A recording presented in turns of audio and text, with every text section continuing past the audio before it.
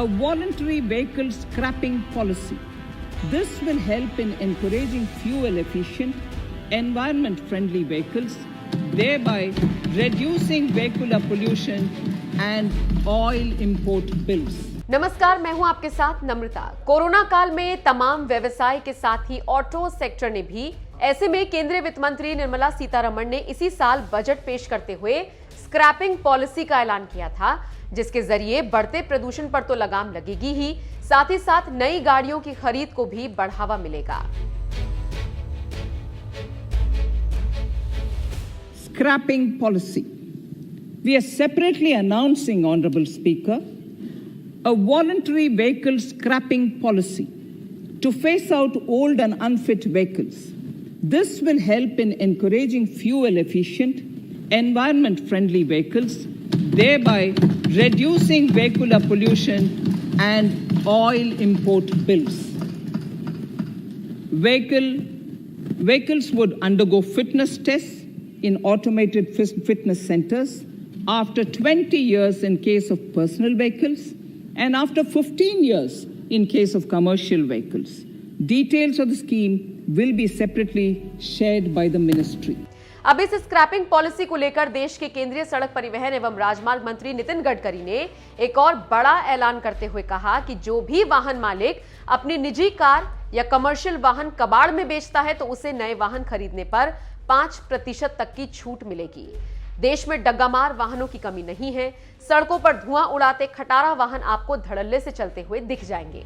ऐसे वाहनों से प्रदूषण तो बढ़ता ही है, हादसों की संभावनाएं भी बढ़ जाती हैं। ऐसे में इन डग्गामार वाहनों पर लगाम लगाने के लिए मोदी सरकार बड़ा कदम उठाने जा रही है, जिसके बाद सड़कों से 20 साल पुरानी प्राइवेट गाड़ियां और 15 साल पुरानी कमर्शियल गाड़ियां हटा दी जाएंगी और ये काम होगा सरकार की स्क्रैपिंग पॉलिसी के तहत।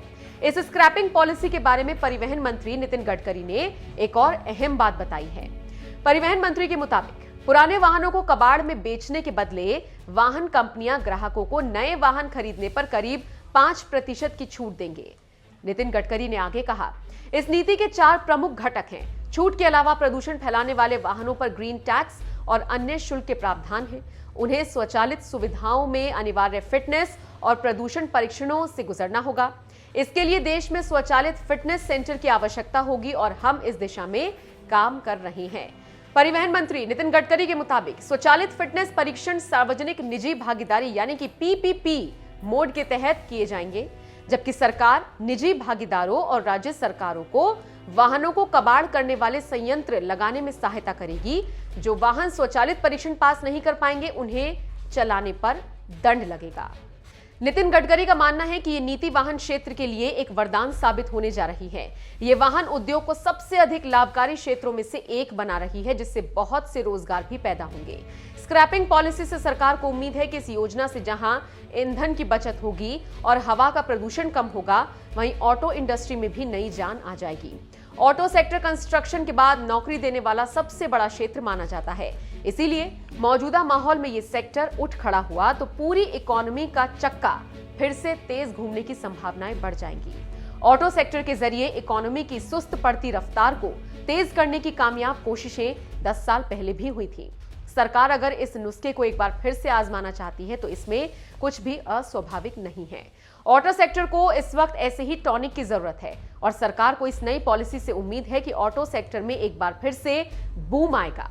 आपको बता दें, ऑटो सेक्टर पर कोरोना का भी बुरा असर पड़ा था। साल 2018 में जहां देश में कुल 44,136 मोटर गाड़ियां बिकी थीं, तो वहीं साल 2019 में यह आंकड़ा 38,16,891 तक ही सिमट गया था।